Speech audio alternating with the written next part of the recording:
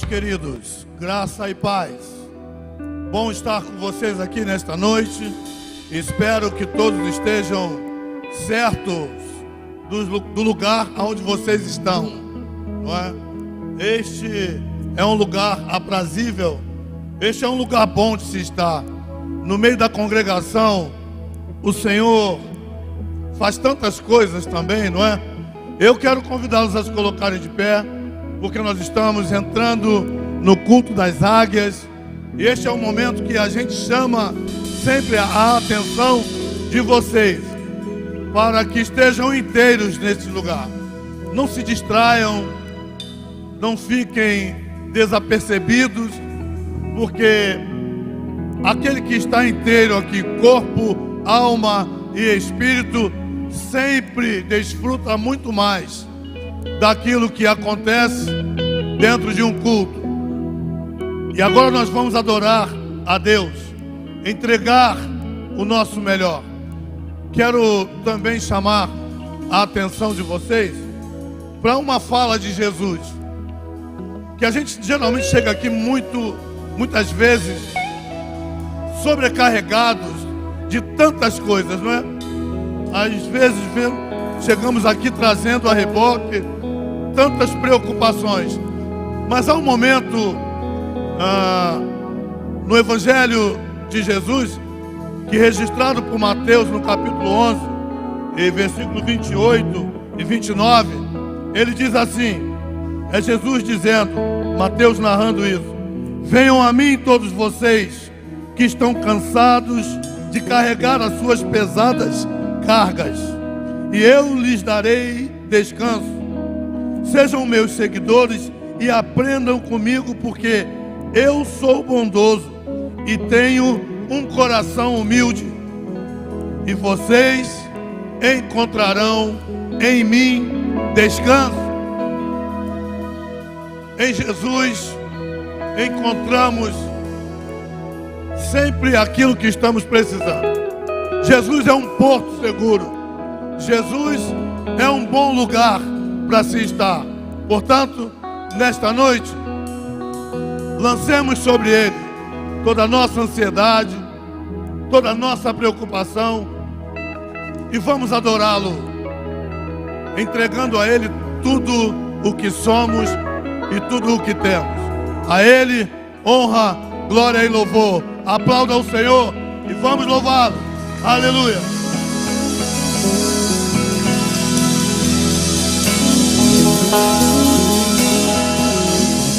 Amém. O Senhor é bom. Quantos vieram a esse lugar para adorar ao Senhor, honrar ao Senhor?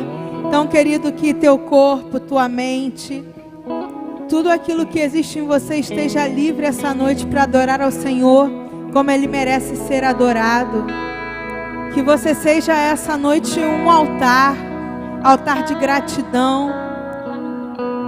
Que o Senhor veja em você alguém pronto a adorá-lo, que Ele te encontre, porque é isso que a palavra diz que Ele busca, verdadeiros adoradores. E quando a palavra diz que o Senhor busca verdadeiros adoradores, que adorem em espírito e em verdade, Ele está dizendo que a forma como nós devemos ser encontrados por Ele é que ainda que a gente sofra, ainda que a gente esteja magoado, ainda que a gente esteja sentido, ainda que a gente esteja cansado, ainda que o nosso corpo não esteja bem, nosso espírito nunca será abalado. Sempre estaremos de pé para honrar aquele que é digno de louvor. Então que essa noite você possa ir além do que tudo que acontece na tua alma, que você possa ir além de tudo que acontece no teu corpo, porque o Senhor quer ser adorado por você, de maneira que aquilo que está no teu corpo e que está na tua alma, que ainda não é perfeito, seja aperfeiçoado através do louvor. Que aquilo que sai dos teus lábios essa noite seja a premonição, que conte daquilo que vai acontecer no teu corpo e na tua alma. Seja livre para adorar ao Senhor. Seja livre daquilo que te prende. Seja livre daquilo que te impede de ir além, para que o Senhor te toque pelo meio do louvor. Amém? Te adoramos, Senhor.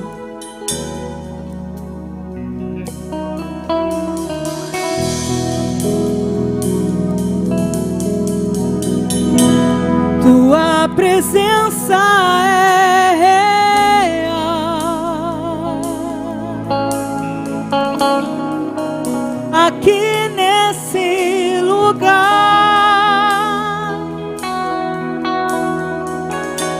Sua presença é real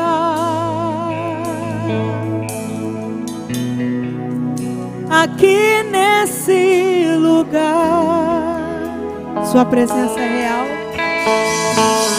Sua presença é real. O Senhor pode te curar essa noite.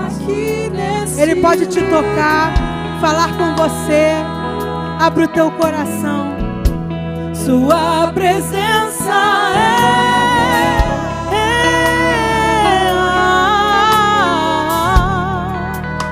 aqui nesse lugar.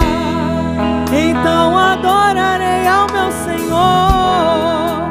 Então adorarei.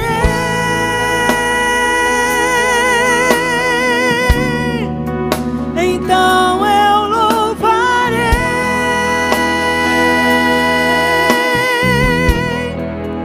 Então me renderei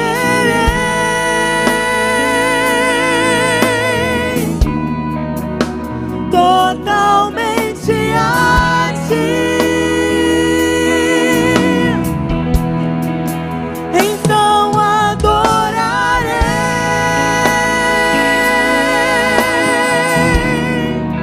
Então eu louvarei.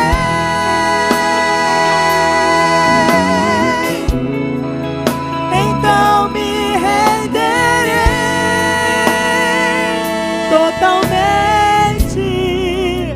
totalmente a ti.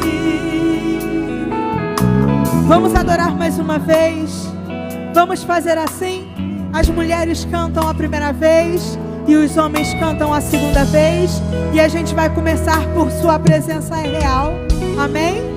Amém. Te adoramos, Senhor Jesus. Te adoramos, Pai. As mulheres cantam sua presença. Sua presença é real. Aleluia! Oh Deus, nós te louvamos essa noite. Aqui neste lugar. Sua presença é real. Eu já posso te sentir aqui neste lugar. E os homens cantam sua presença é real.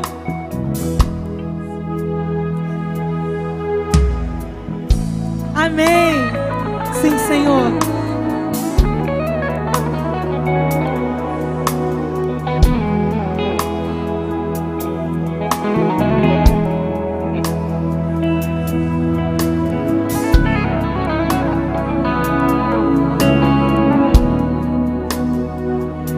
Aleluia! E todos cantam, então adorarei. Então adorarei.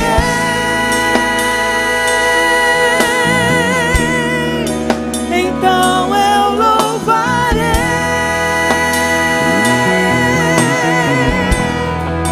Então me renderei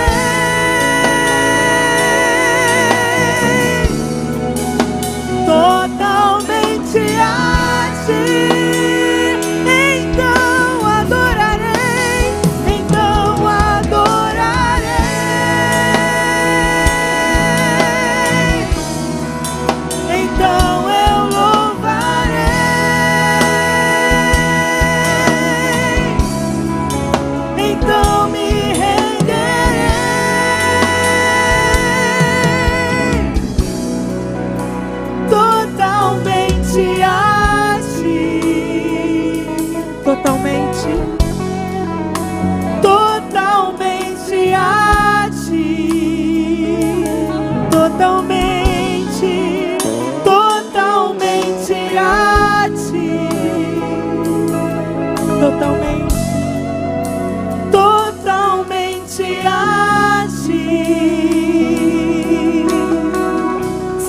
Senhor Jesus, totalmente a Ti.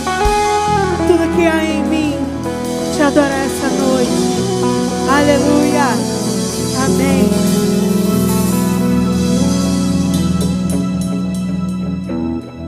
Senhor é bom, amém?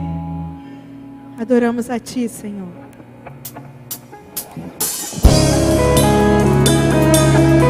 Adoramos aquele que é digno essa noite, com tudo que há em nós. Aleluia.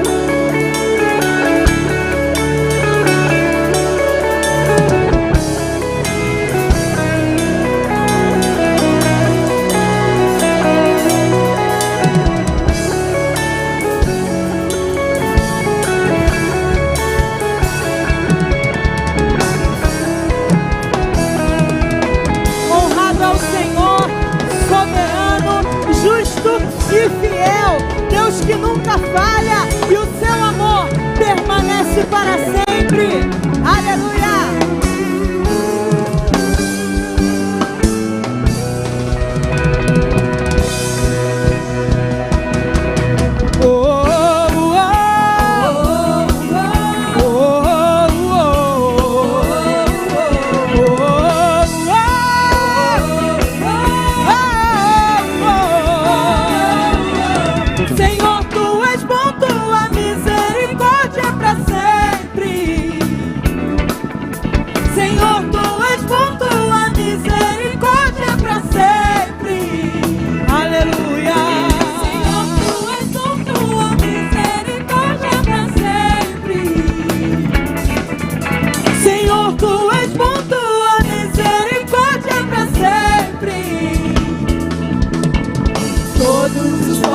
Te exaltarão de geração em geração, te adorarei.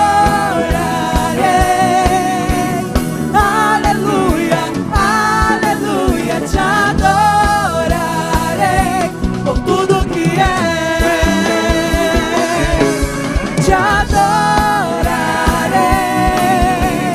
Aleluia, aleluia, te adorarei por tudo que é. Deus é bom. Aleluia. Senhor, Tu és bom, Tua misericórdia para sempre. Senhor, Tu és bom, Tua misericórdia para sempre. Senhor, Tu és bom, Tua misericórdia para sempre. Aleluia. Senhor, Tu és bom, Tua misericórdia para sempre. Todos os povos te exaltarão de geração em geração.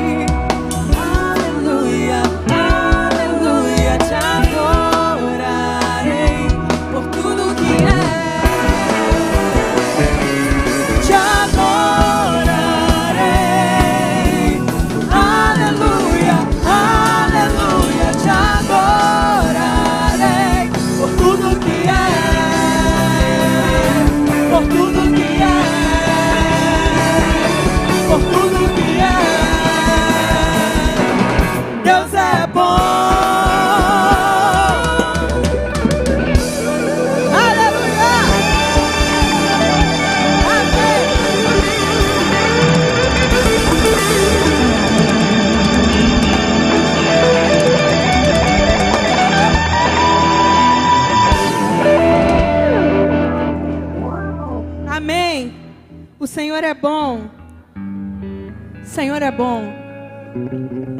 Tem sido bom comigo. Tem sido bom com você. Amém? Tem coisa que a gente recebe que a gente nem sabe por que recebe, não é assim? Que a gente sabe que a gente não fez nada para ter aquilo, mas mesmo assim Ele dá. Não é assim? O relacionamento com Deus é cheio de surpresas, né? Às vezes acontecem umas coisas assim que a gente não sabe por quê, a gente sofre um pouco. E mais na frente a gente entende, agora eu entendi tudo. E às vezes a gente desiste de coisas e mais um pouquinho na frente o Senhor nos surpreende com coisas que a gente já tinha esquecido. Não é verdade? Deus é fiel, queridos. Uma coisa que eu tenho aprendido com o Senhor, que uma das maneiras de conhecer a Ele é eu me conhecer. Que quanto mais eu me conheço, mais eu consigo me livrar daquilo que não é Deus em mim. Quanto mais eu me conheço, mais eu descubro bagagens que carrego que não era para eu carregar. Quanto mais eu me conheço, mais eu encontro com gente que eu me pergunto o que essas pessoas ainda estão fazendo na minha vida. Quanto mais eu me conheço, mais eu lembro do meu propósito. E isso faz com que eu me sinta mais perto de Deus. Não que Ele em algum momento tenha se afastado de mim, mas é que no caminho a gente tende a se sobrecarregar, se sufocar, a tomar o partido de coisas que não são nossas, de pessoas que não são nossas.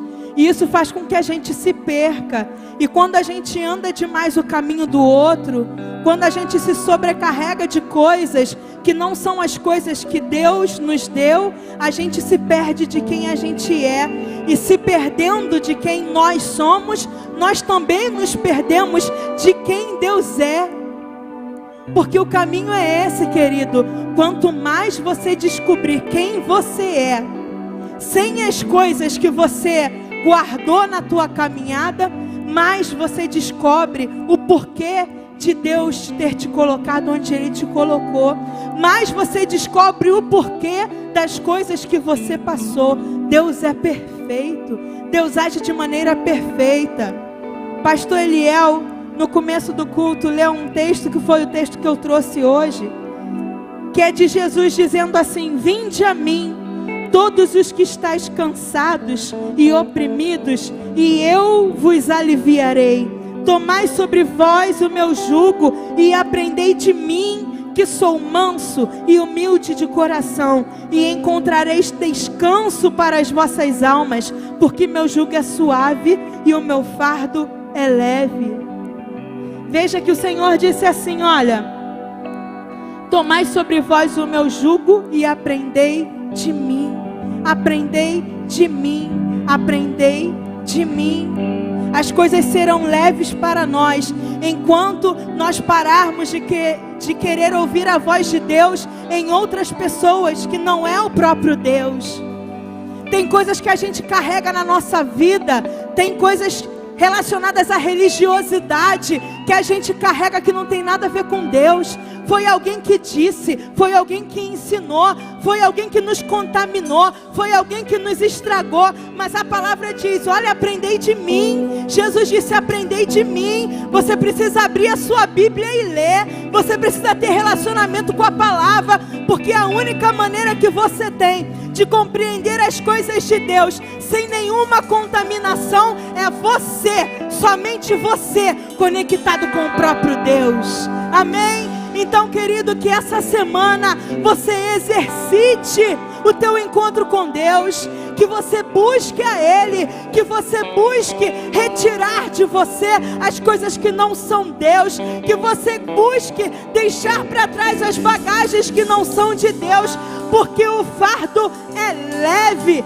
aquilo que vem do Senhor é suave e leve. Todos nós conseguimos aguentar e suportar. Aquilo que nos traz peso não vem de Deus, é religião, é o homem, é opressão. Mas o que vem do Senhor é suave, é leve. A partir do momento que você permanece na videira, e aquilo que corre na videira também corre em você. Amém? Seu melhor lugar é perto do Senhor. Seu melhor lugar é perto do Senhor. Amém? Nós cremos nisso, Senhor.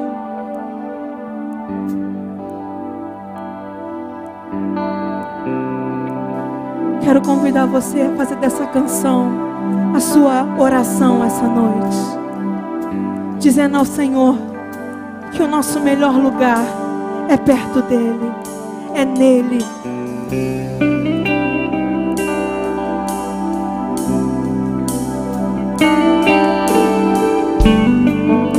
Nós chamamos, Senhor. Ensina-nos a fazer esse caminho de volta, onde o que realmente importa é a Tua vontade prevalecendo sobre a nossa. Onde o que importa é o Teu caminho, a Tua justiça. Ensina-nos, Senhor Jesus, a nos livrarmos daquilo que não vem de Ti, a nos livrarmos de toda vaidade, a nos livrarmos de arrogâncias, a nos livrarmos do medo. Ensina-nos, Senhor Jesus, a sermos totalmente dependentes de Ti, porque Tu és a nossa suficiência, Pai. Sem Ti, nada podemos fazer.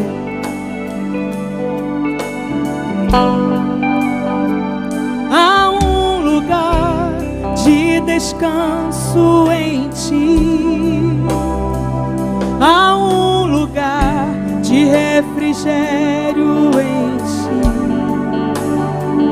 há um lugar onde a verdade reina. É nele, é no Senhor. Aleluia. Há um lugar onde as pessoas não me influenciam. Há um lugar onde eu ouço Teu Espírito. Há um lugar. Esse lugar é no Senhor.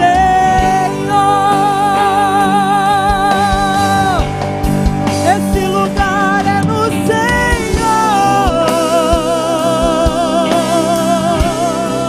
Esse lugar é no Senhor.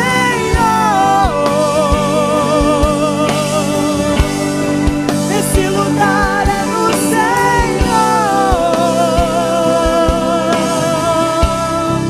Esse lugar é no Senhor. Aleluia. Há um lugar onde há inconstância. Isso. Há um lugar.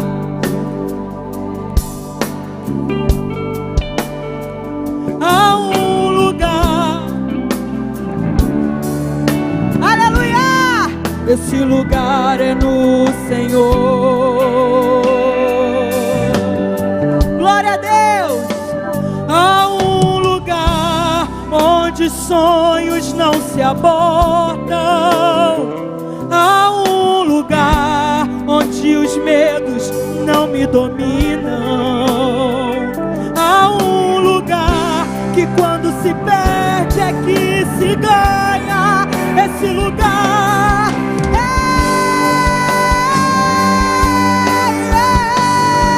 esse lugar é no Senhor.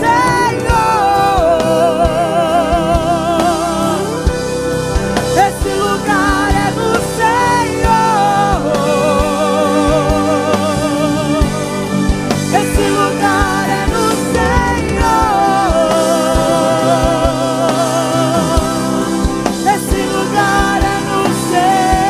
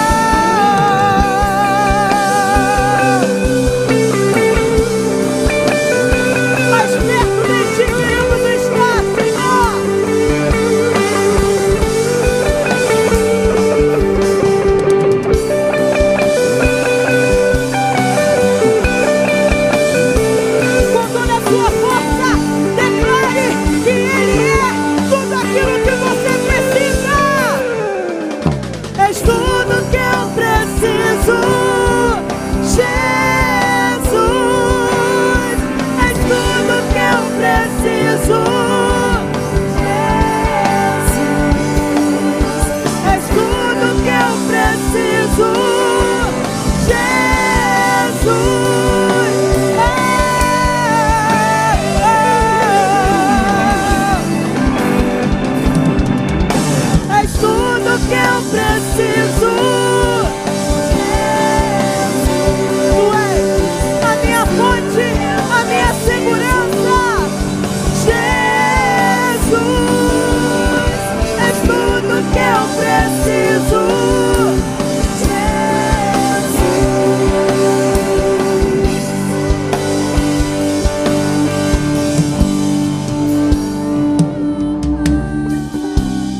Tu és tudo que eu preciso, Senhor.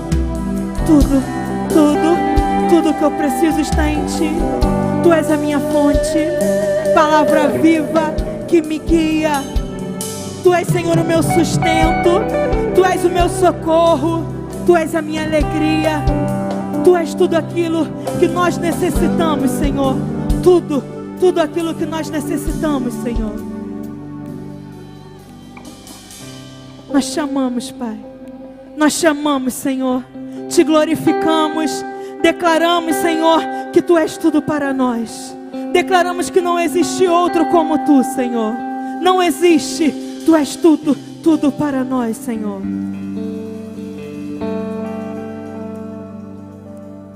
Distante de Ti, Senhor, não posso viver.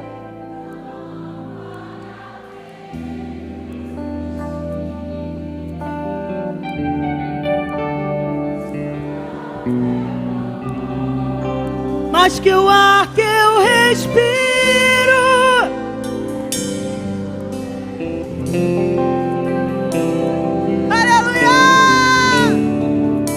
distante de Ti, Senhor,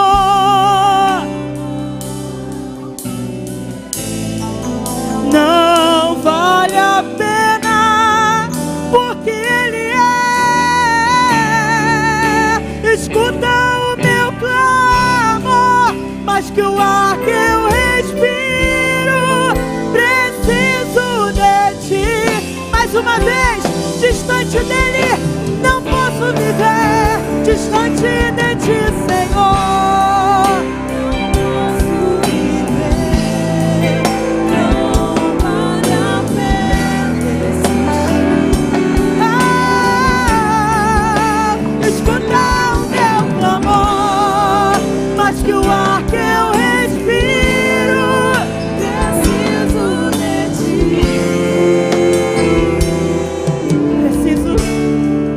Preciso de Ti.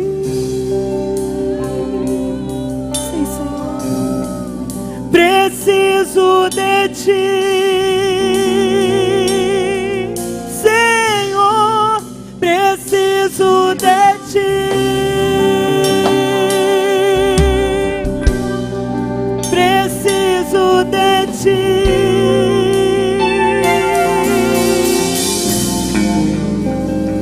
Tu és tudo, Pai. Tu és tudo para nós, Senhor. Tu és tudo para nós. Digno ao Senhor de ser adorado. Aleluia. Aleluia.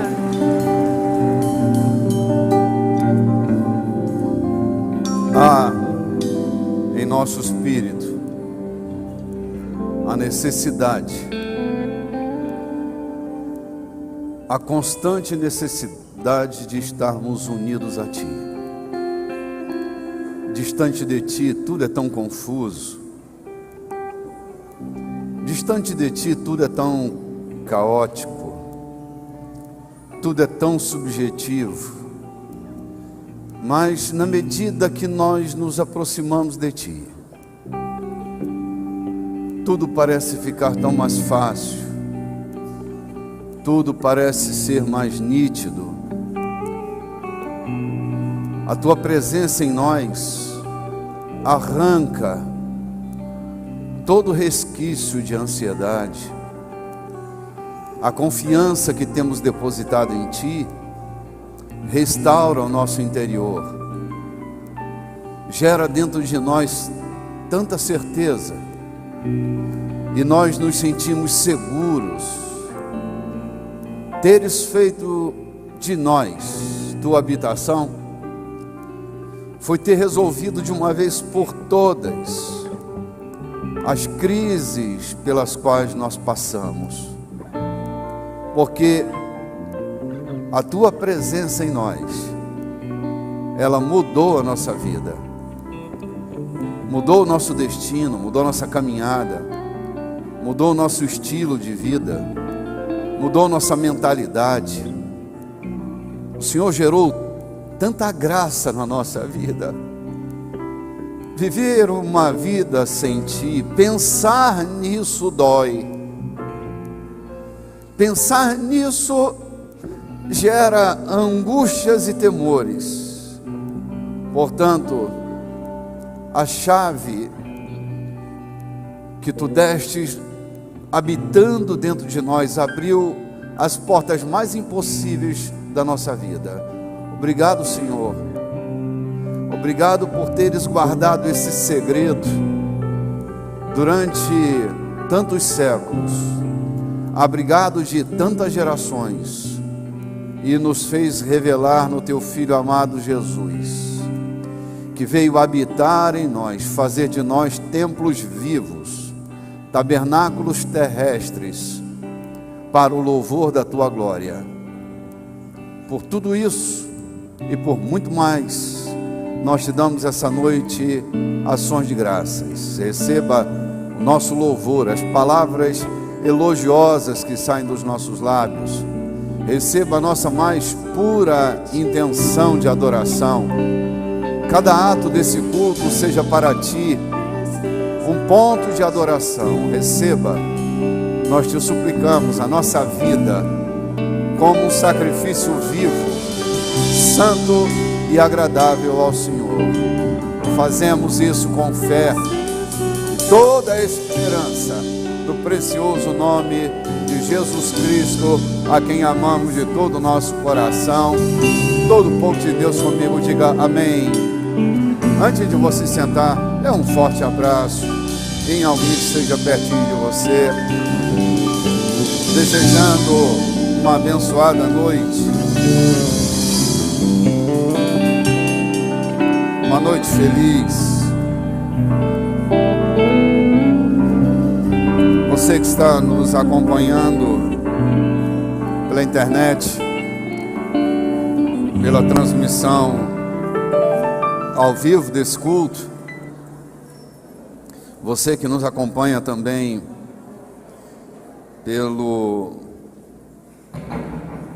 pela transmissão da Rádio 92.3, pela Rádio Cultura de Pinheiro, a todos vocês que estão nos acompanhando dentro e fora do estado do Maranhão, aqueles que estão dentro do Brasil e os que estão fora também, mas nos acompanham domingo após domingo, sejam bem-vindos.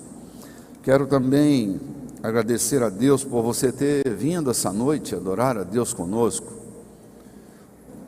Prazer enorme poder estar com vocês hoje. É uma medida que é impossível de ser medida, a alegria de podermos cultuar juntos a Deus. Seja bem-vindo ao encontro dessa noite, gente. Muito bem, eu não quero me alongar muito, eu quero ser muito objetivo essa noite. Quero falar sobre o tema central deste ano nosso. Já estamos no meio do ano, mas eu insisto nesse tema, falando sobre o reino de Deus. Quero usar um texto essa noite, de Mateus capítulo 6, versículo 33.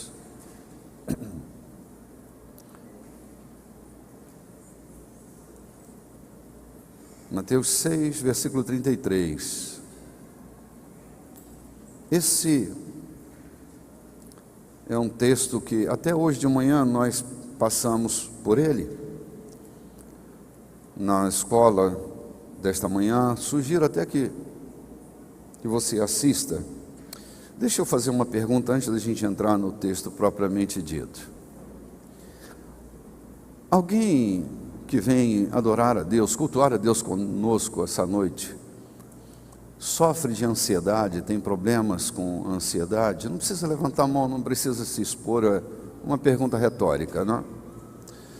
Esses 2 próximos domingos, e eu quero sugerir que, se você passa por esse tipo de incômodo na sua alma, você assista ao culto dessa manhã, está lá no Facebook, Igreja da Colheita Oficial, e está lá no YouTube, no canal Igreja da Colheita.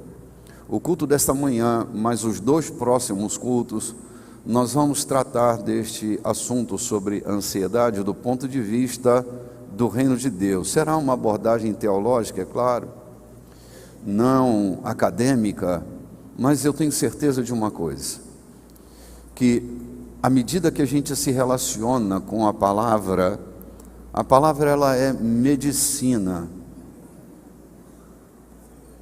para cada célula do nosso corpo, também medicina para a nossa alma. Ela faz tão bem, ela entra dentro da gente de uma maneira tão impressionante, que ela arruma o que está desarrumado dentro de nós. Sabe, às vezes a gente se desarruma, né, por dentro, por causa de uma expectativa frustrada, por causa de um sonho que foi partido, por causa de um amor que foi rompido, por causa de um adeus que a gente não quis dar. Enfim, às vezes a gente se desorganiza internamente. E o poder que o Evangelho tem, o Evangelho é poder de Deus para organizar a gente por dentro, sentimentalmente, emocionalmente, psiquicamente. O Evangelho é medicina para nós. Então quero sugerir que esses 3 domingos consecutivos, ou de hoje de manhã e os 2 próximos domingos, você não perca. Se você não puder vir presencialmente, pelo menos você tenha acesso, ou indique alguém, cara, vamos ver uma palavra juntos aqui, vai ser muito importante. Parte do que eu vou falar hoje tem a ver, porque assim, gente, eu me vejo muito misturado com a revelação, me sinto muito misturado com a palavra, com o momento que Deus está falando. Eu estou muito atento. Tem uma canção do Asaf Borba que ele diz: Senhor, eu quero estar atento para ouvir. Lembram da canção? Senhor, eu quero estar atento para ouvir o que estás falando à tua igreja. Pensei que vinha um coral atrás de mim e vocês me deixaram na pista sozinho, hein? A minha preocupação maior é ouvir o que Deus tem falado à igreja. Então, eu estou muito focado nisso. E se eu me tornar repetitivo, que eu não seja pelo menos enjoativo para você, não é? Já abriu sua Bíblia? O ânimo de vocês me impressiona domingo após domingo.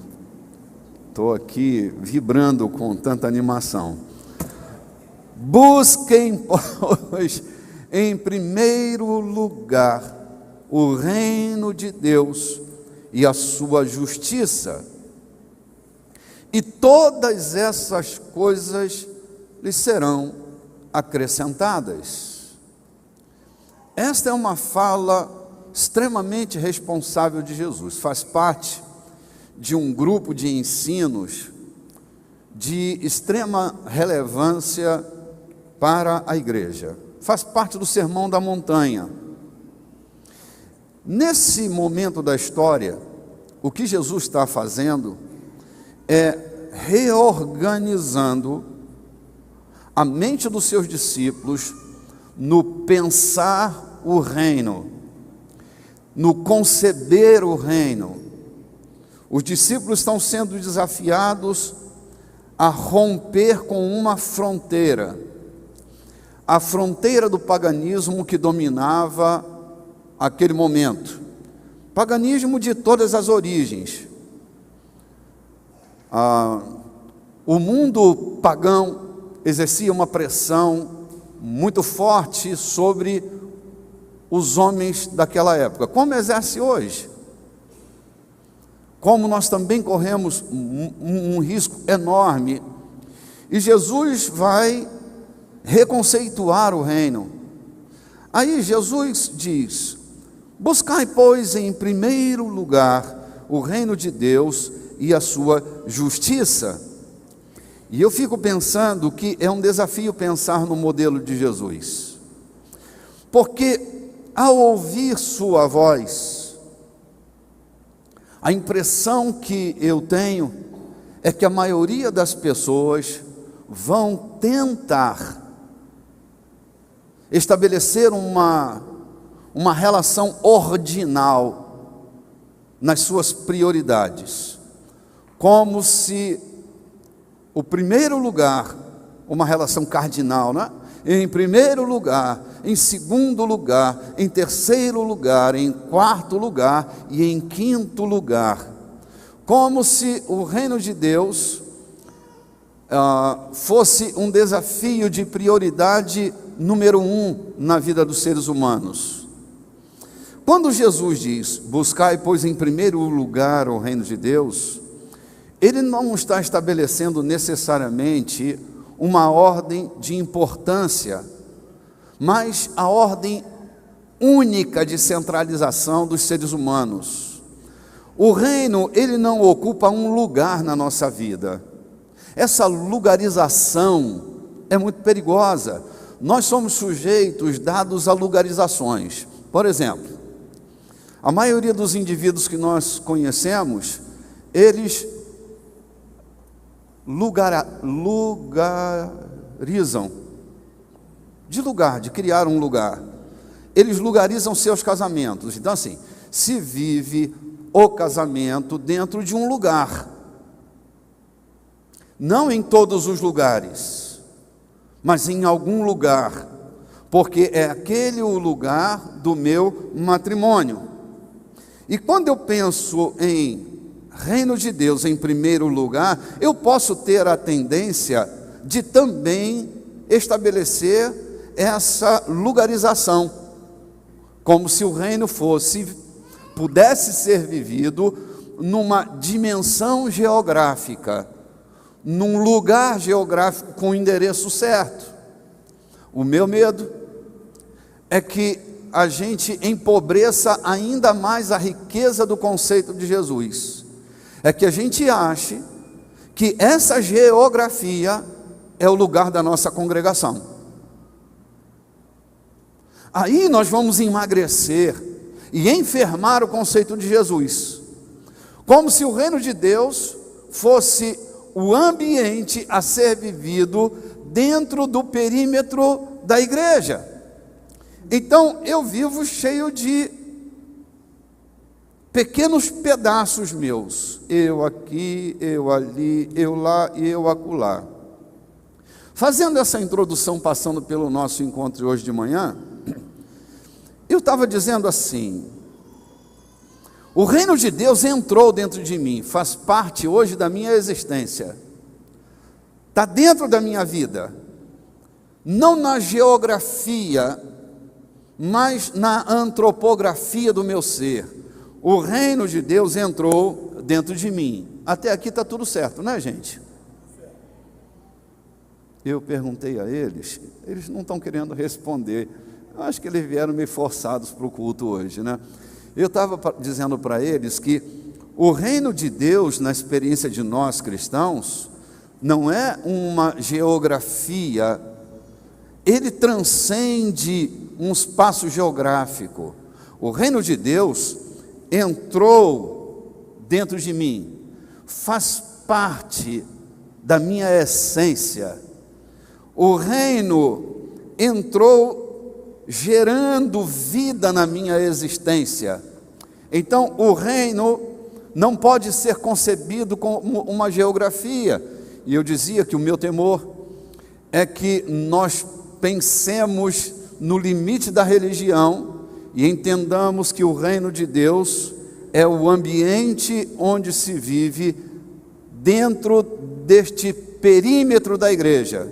Então eu vivo o reino de Deus aqui, lá eu vivo outra coisa, acolá eu vivo outra coisa, aqui eu tenho um comportamento e uma mentalidade cultica da minha relação com Deus, mas lá eu estou divorciado, não tem nada a ver com o que eu faço aqui. Então eu estou compartimentado em muitos pedaços, criando em mim uma identidade polipolar, porque eu sou um cadinho de cada coisa e nada efetivamente.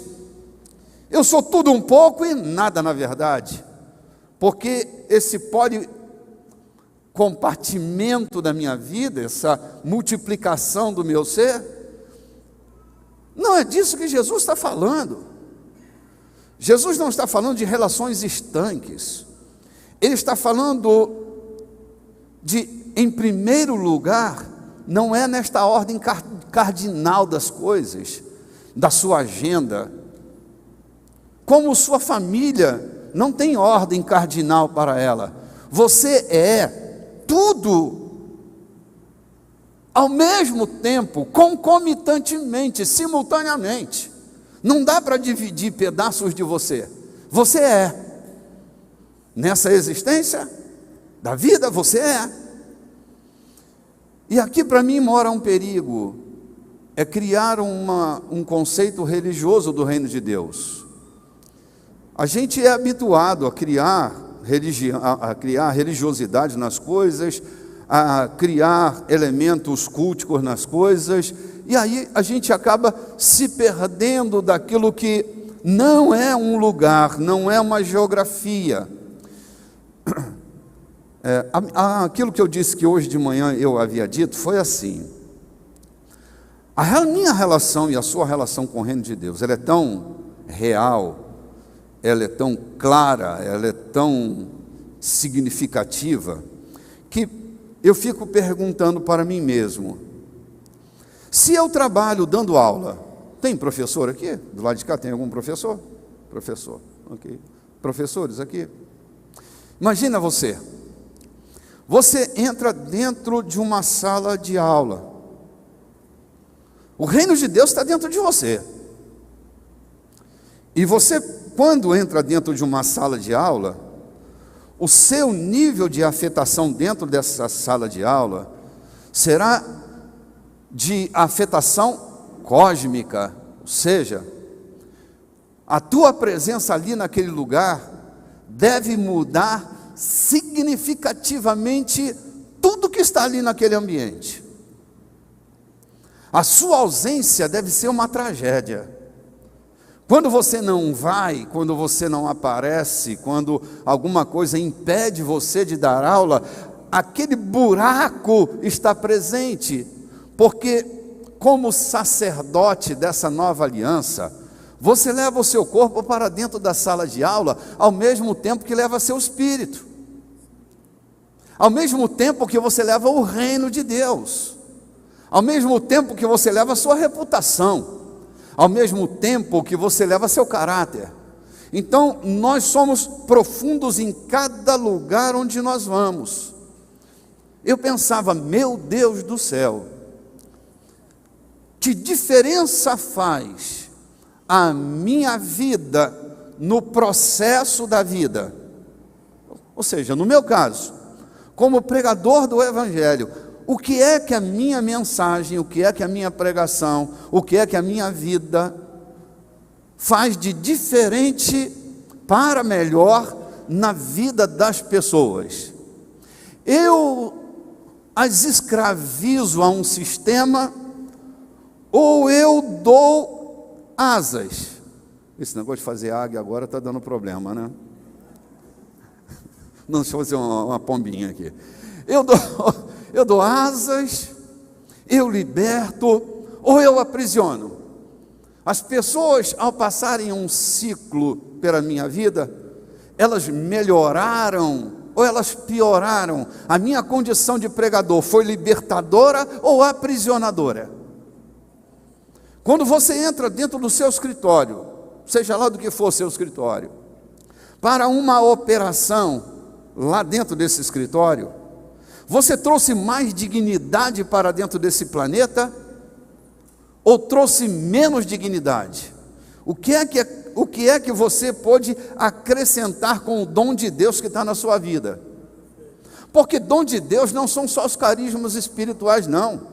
Deus encheu você de dons e de talentos de muitas naturezas, para que através da sua vida se dê muita glória a Deus. Através do sentido da sua vida, não importa o que você faz, se aperta parafuso,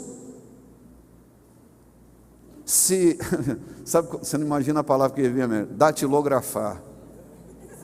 Alguém sabe o que significa esse verbo?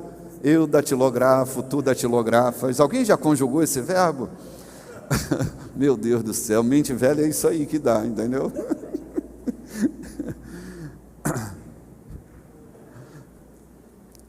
Muda alguma coisa?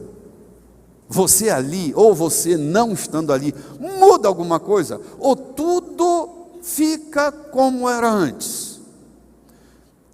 A tua presença ali em qualquer lugar onde você esteja, a tua presença ali, muda alguma coisa? Transforma alguma coisa? Minha preocupação é que às vezes muda, mas muda para pior. Nem sempre muda para melhor.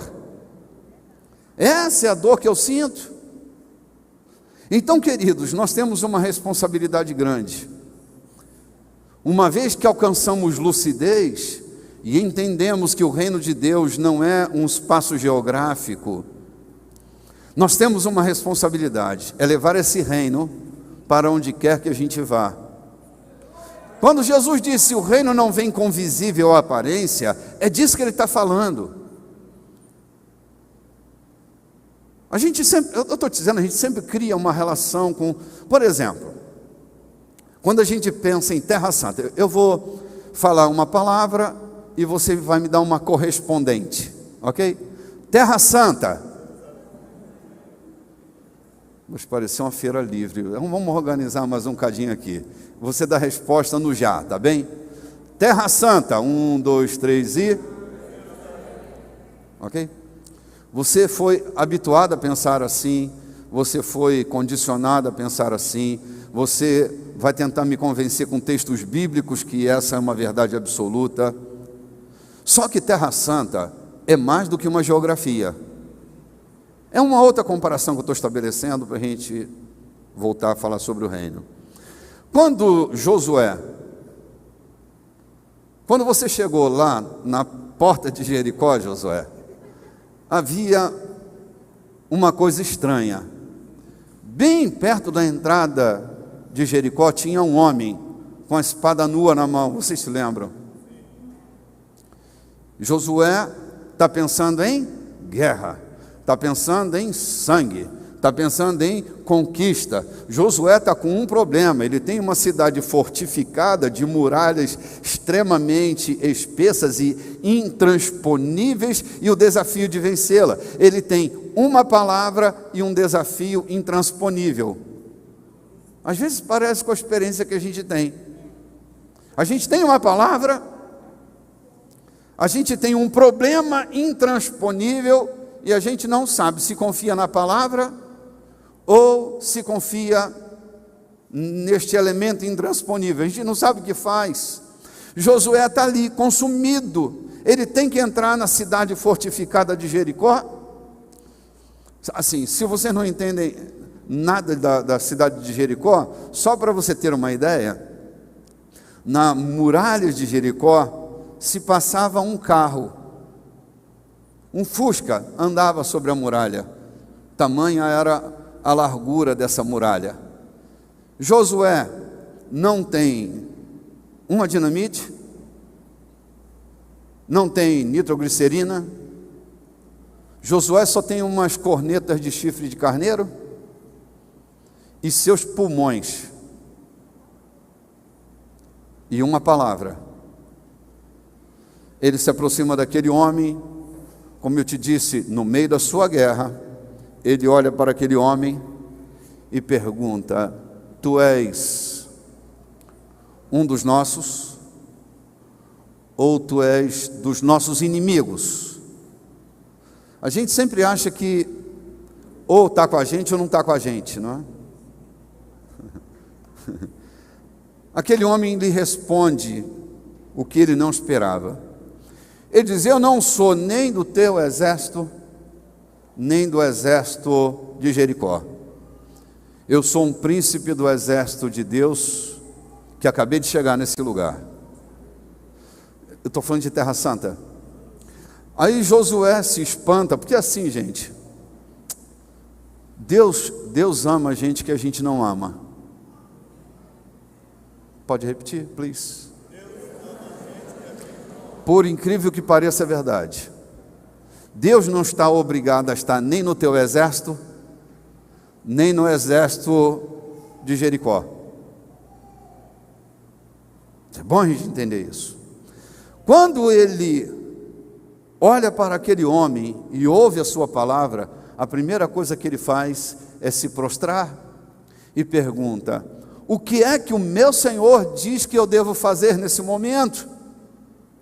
Josué podia esperar tudo, menos que Deus ia aparecer ali naquele lugar, naquela teofania. Sabe, a gente espera que Deus vai aparecer em qualquer outro lugar, menos no lugar da nossa atenção. Parece que é o lugar menos provável que Deus vai aparecer. Deus vai aparecer num culto, Deus vai aparecer na casa da irmã Zizinha, Deus vai aparecer na casa da irmã Chiquinha, Deus vai aparecer em algum lugar, mas aqui, no meio da minha guerra, uma surpresa para Josué. Qual é a palavra daquele homem para Josué? Tira a sandália do teu pé, porque o lugar que você está é Terra Santa.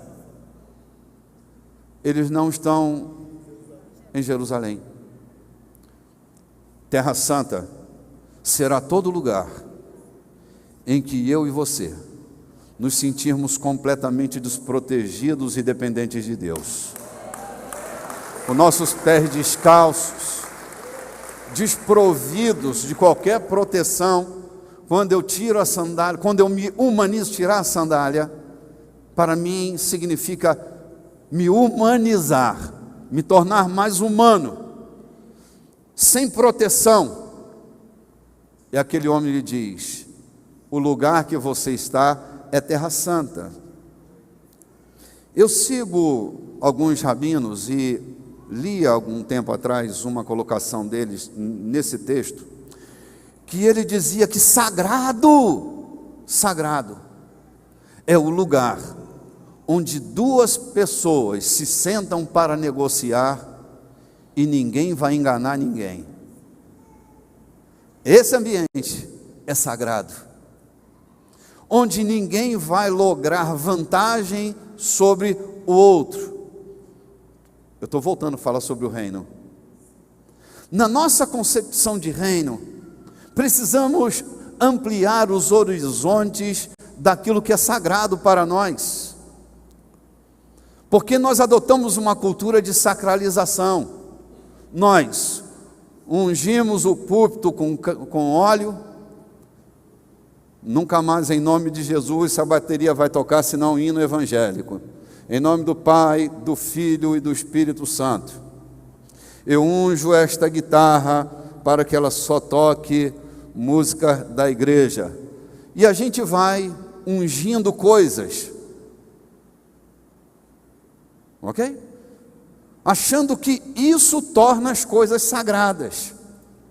O que torna alguma coisa ou alguém sagrado é o fato do sagrado habitar dentro de você. Não tem bola sagrada. Bispo, pode ir lá no... Acabei de comprar um carro 0 quilômetro. Pode ir lá no estacionamento ungir meu carro? Não me chame. Fale com o pastor Eliel. Não fale comigo. Por favor, me poupe.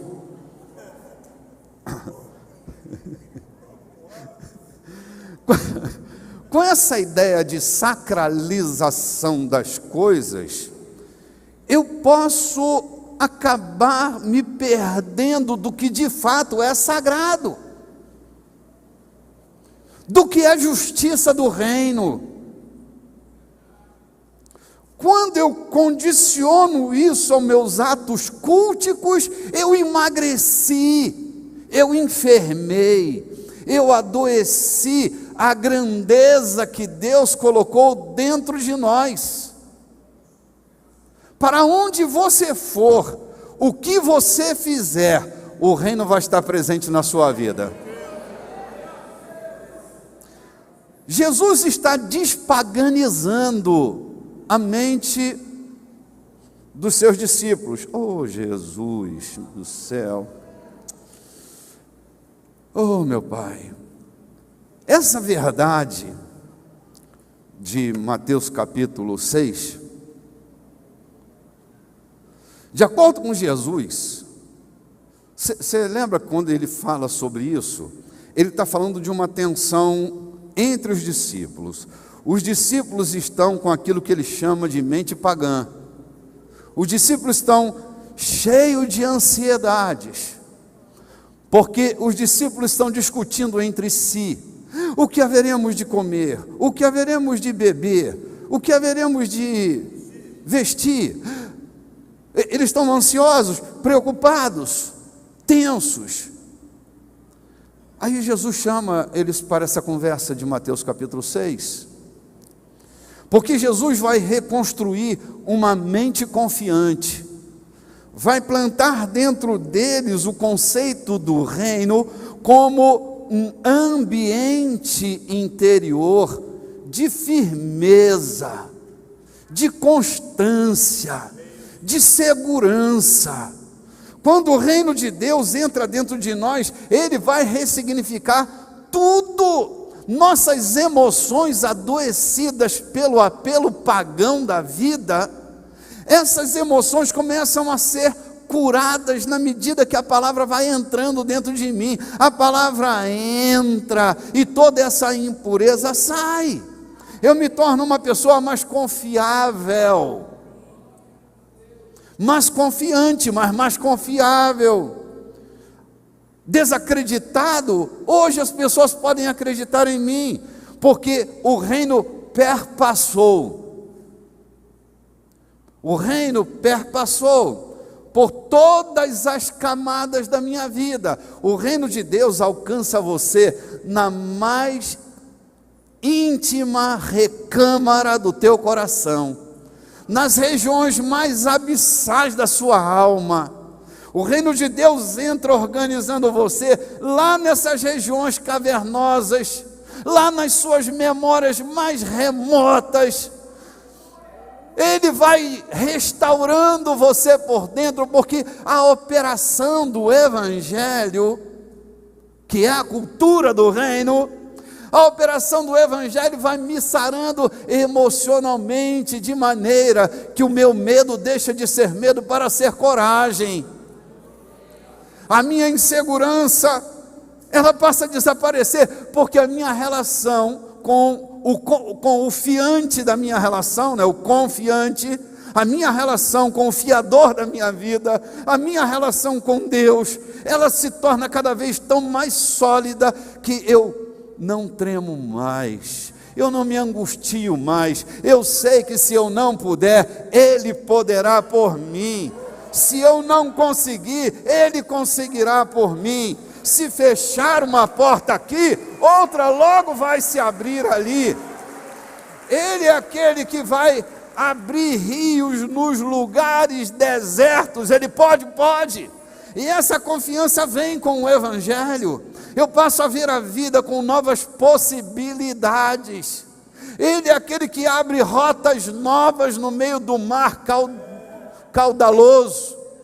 Ele é aquele que abre caminho onde não há caminho. Essa é uma relação em que o reino vai entrando, e na proporção que ele entra, eu vou sendo afetado de uma maneira integral. Portanto, ser um cristão ou é integral, ou eu serei só um pagão nominal, porque o reino entra e vai tomando conta da tua vida inteira. A primeira mensagem que eu ouvi sobre o reino de Deus O meu querido irmão Jorge Mitian, ele trouxe um entendimento tão simples, mas tão claro, que eu espero que, assim, pelo cansaço de eu ter que repetir essa história mais uma vez, porque ela compõe a minha fala, justifique com a abertura do teu entendimento. Disse Jorge que a marinha inglesa, anos atrás, tinha um problema sério e grave. É que os marinheiros roubavam as cordas da marinha. Roubavam 2 metros, 3 metros, 5 metros, 100 metros de corda, levavam para casa e não tinha como se provar que aquela corda era da marinha inglesa. Alguém deu uma ideia. Foram ao fabricante de cordas que fornecia para a marinha inglesa,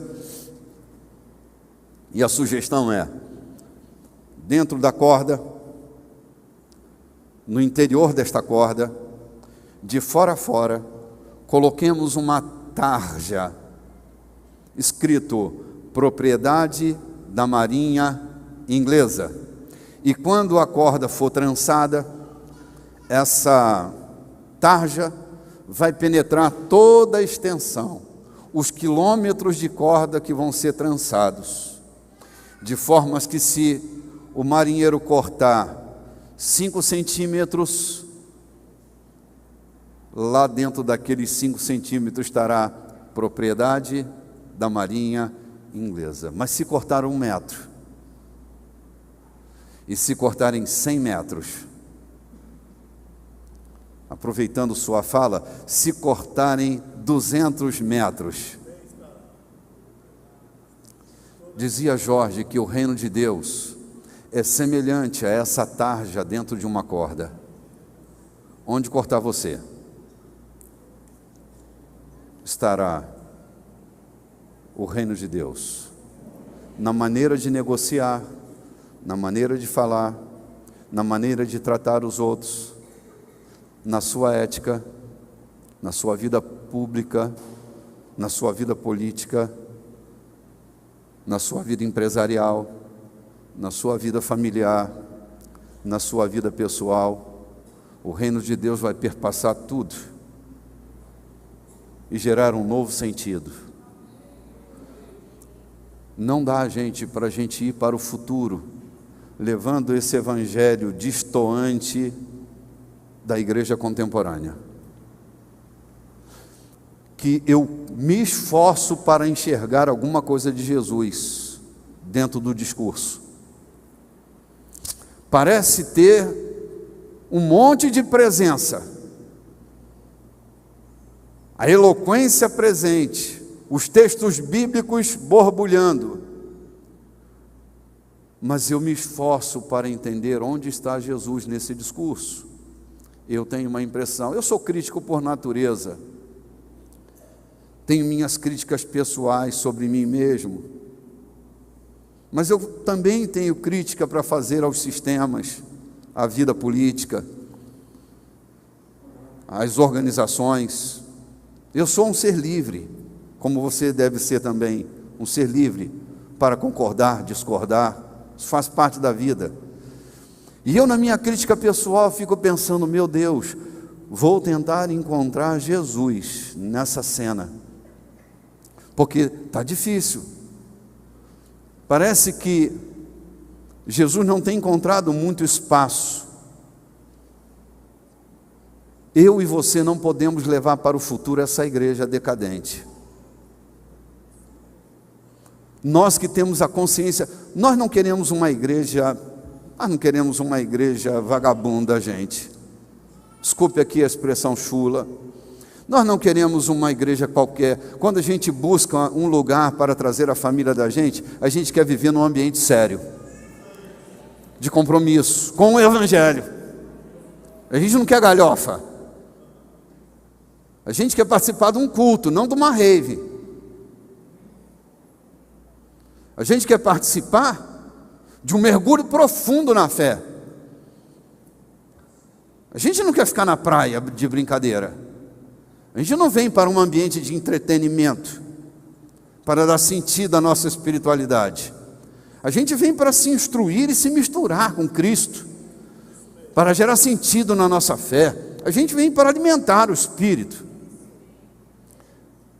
E hoje eu estou te dizendo, não dá para a gente sair daqui essa noite, levando para o futuro uma igreja que não tem uma tarja dentro dela. Propriedade exclusiva do reino de Deus. Vós sois propriedade exclusiva de Deus. Vós sois nação santa. Vós sois sacerdócio real. Vós sois herança de Deus. Essa é uma verdade não negociável. Nós que fomos plantados sobre esse terreno rochoso que é Jesus, criamos segurança, estabilidade no nosso ser. Não podemos ir caminhando para o futuro, ainda acreditando no reino de Deus, como uma geografia para a gente se sentir bem. No reino de Deus nem sempre a gente vai se sentir bem e confortável, às vezes desafiado. Às vezes dói, gente. Às vezes a gente fica sozinho. Às vezes ninguém está com a gente. Mas essa é uma decisão, pela seriedade daquilo que Jesus fez por nós. Ele entregou a sua vida por nós. Em respeito e a gratidão que nós temos pelo sacrifício de Jesus, eu tenho pensado, nesses últimos momentos, eu quero expor isso que eu tenho pensado para você. Oh, Jesus, isso aqui vai doer, vai doer. Não vai embora ainda não, só um cadinho. Se a sua postura com a vida gira em torno do esforço hercúleo no alcance das suas necessidades, você está vivendo como um pagão, no conceito de Jesus. Lembra do assunto qual é? Comida, bebida, vestimenta. No discurso de Jesus, nessa quebra de paradigma, nessa reorientação dos seus discípulos, Jesus leva o desafio de pensar diferente, que a postura deles com a vida, que gerava, não é? Essa angústia toda, porque tudo girava ali em torno do alcance das necessidades, do esforço deles em busca da necessidade. E Jesus disse: se você está vivendo dessa forma, está vivendo como um pagão. Sabe, aquilo que a gente acha que não é pagão, acaba sendo, porque nós estamos completamente contaminados com os conceitos pagãos da vida. Se eu estou moralmente arrumadinho, eu estou bem com Jesus. Está nada. A gente pode estar moralmente arrumadinho, mas ser completamente pagão. É o que Jesus desafia seus discípulos a pensar. Dessa mensagem, eu derivei outro pensamento. Quando a nossa motivação estiver corretamente estabelecida, não haverá limites para a gente prosperar. Vou repetir. Quando a nossa motivação estiver corretamente estabelecida, não haverá limites para prosperar. O problema dos discípulos é que o foco deles era a necessidade deles. O foco deles era a necessidade que eles tinham. Quem vive tendo por foco a sua necessidade, está empobrecendo a sua existência. Eu sei que é difícil ouvir, também é difícil falar, mas é a mais pura realidade, gente. Nós fazemos a vida ser desse tamaninho, quando todo o esforço que eu produzo é na tentativa de suprir minhas necessidades. E quantas pessoas hoje, no modelo econômico que nós vivemos, tudo o que elas fazem é produzir esforço para a sobrevivência. Gastam tempo na tentativa de sobreviver. Gastam suas melhores energias com a tentativa da sobrevivência. gastam horas e horas e horas a fio na tentativa da sobrevivência. Aí Jesus vai ressignificar isso, porque quando eu e você estamos internamente arrumados, não haverá limite para a nossa prosperidade. Eu escutei outro dia alguém dizendo que o sucesso é como uma borboleta. Quanto mais você corre para pegá-la, mais ela foge de você.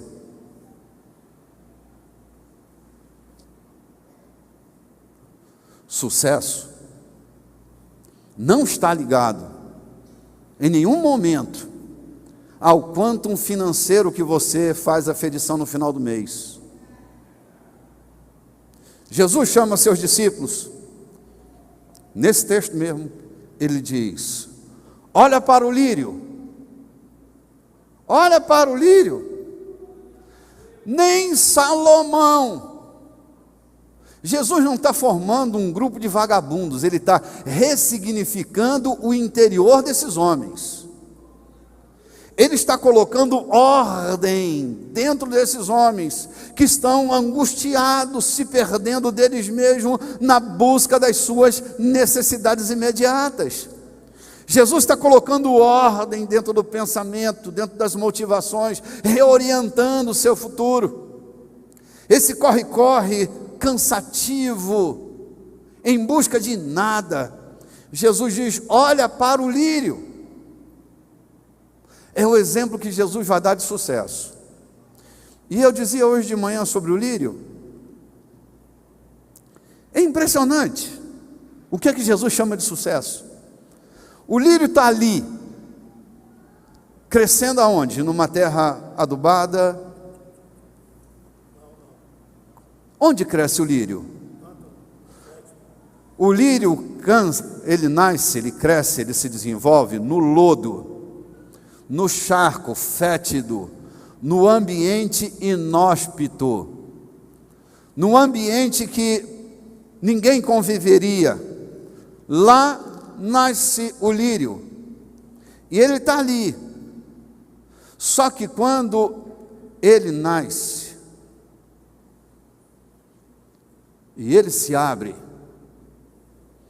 o perfume é inigualável.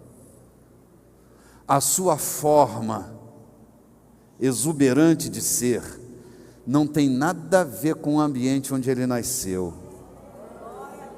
Ele está ali, mas ele não tem nada a ver, ele não dialoga com o caráter do charco. Ele é único no meio daquele charco. Ele é o lírio. Entende? Contava para os irmãos, eu morava numa cidadezinha do Rio, ficava a 60 quilômetros da cidade do Rio.